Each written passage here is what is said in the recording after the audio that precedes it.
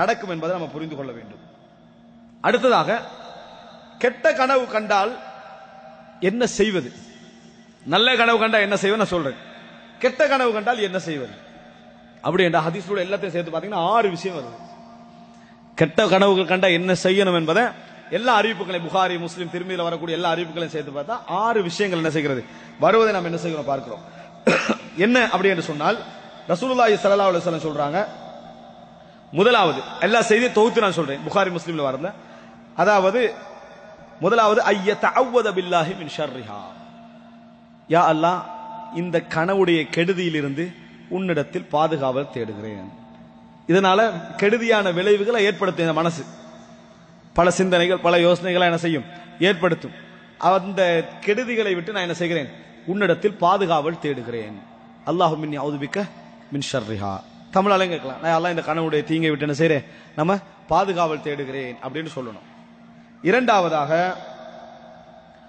அதாவது வமின் ஷர்ரி ஷைத்தான், ஷைத்தானுடைய தீங்கை விட்டும், கனவுடைய தீங்கை விட்டும். இரண்டாவது, ஷைத்தானுடைய தீங்கை விட்டும் நான் பாதுகாவல் தேடுகிறேன்.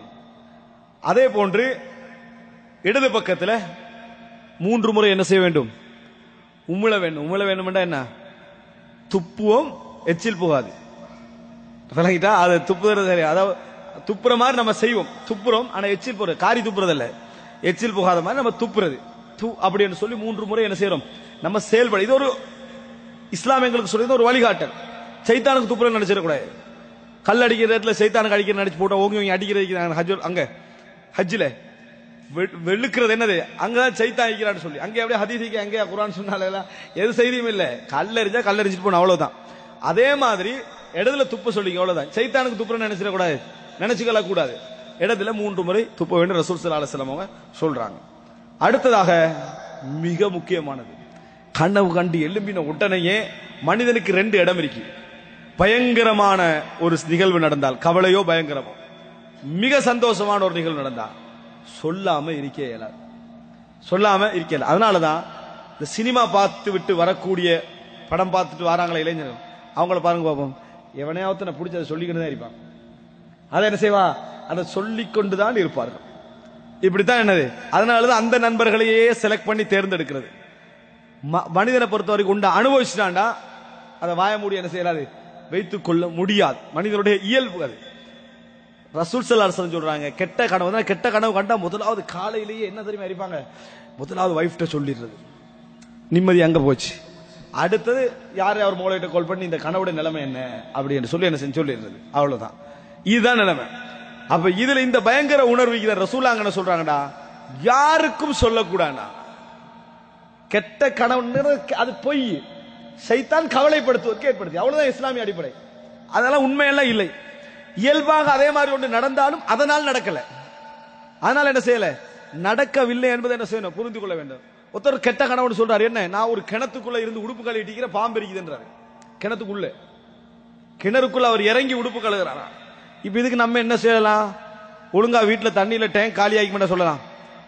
கிணத்துக்குள்ள இறங்கி அவர் உடுப்பு கழுவிட்டிக்கிறாராம், பாம்பு நிறைய இருக்குதாம். இந்த கனவுக்கு என்ன விளக்கு, என்ன விளக்கு நம்ம சொல்றது.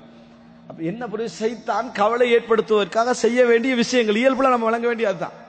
அப்ப இது இந்த மாதிரியான விஷயங்கள் சொல்வது இருக்கிறதே தவிர்த்து கொள்வது ஒண்ணுமே இல்லை, பொய். யாருக்கும் சொல்லக்கூடாது, இதை யாருக்கும் சொல்லக்கூடாது என்பதை நம்ம என்ன செய்யணும், புரிந்து கொள்ள வேண்டும். அடுத்ததாக நீங்க பார்க்கலாம் என்னன்னு சொன்னால், அதாவது 4 ஒழுக்கங்கள். 5வது என்னன்னு சொன்னால், செய்தியில வர அப்படின்னா ரசூலுல்லாஹி ஸல்லல்லாஹு அலைஹி வஸல்லம் சொல்றாங்க. இந்த செய்தி அதாவது முஸ்லிம்ல வரக்கூடிய ஒரு அறிவிப்பு, திருமிதில அதுல முறிமாக வருது என்னன்னா, 2 ரக்காத் தொழட்டும்.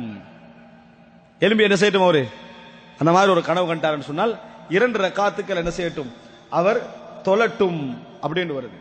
அடுத்தது அதோட சேர்த்து இன்னொரு அம்சம் வருது என்னன்னு சொன்னால்,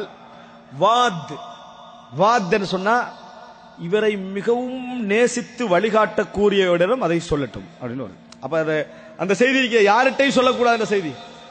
அதை இந்த செய்தி என்ன செய்து, ஒரு சின்ன ஒரு விதிவிலக்கு என்ன செய்து கொடுக்கு, யார்கிட்டையும் சொல்லக்கூடாது. இவரை யார் மிகவும் நேசிக்கிறாரோ, அப்படின்னா விளக்கம் தெரிஞ்சோ நினைச்சிடக்கூடாது. விளக்கம் தெரிஞ்சோ நேசிக்கலையே, யார் மிகவும் நேசிக்கிறாரோ அவர்கிட்ட சொல்லட்டும். ஏன், நேசம் உள்ளவர் நல்ல ரிசல்ட் தான் என்ன செய்வாரு, சொல்லுவாரு. நீங்க எல்லார்ட்டையும் சொன்னீங்கடா உங்களுக்கு ஒரு பொறாமக்கார தெரிப்பான். அவன் பாப்பான் இதான் சரி, இந்த கனவு தான் நம்மளுக்குள்ள இடம் என்று சொல்லி கனவை வச்சு என்ன செய்யலாம், பயங்கரமான கனவு. இது மாதிரி நிறைய பேருக்கு நடந்திருக்குது. நீங்க எதுக்கும் என்ன செய்ய, சேஃப்டியா இருந்தீங்கன்னா அவ்வளவுதான். அதோட இந்த ஆளுக்கு என்ன செஞ்சிடும், நோயாகிடும்.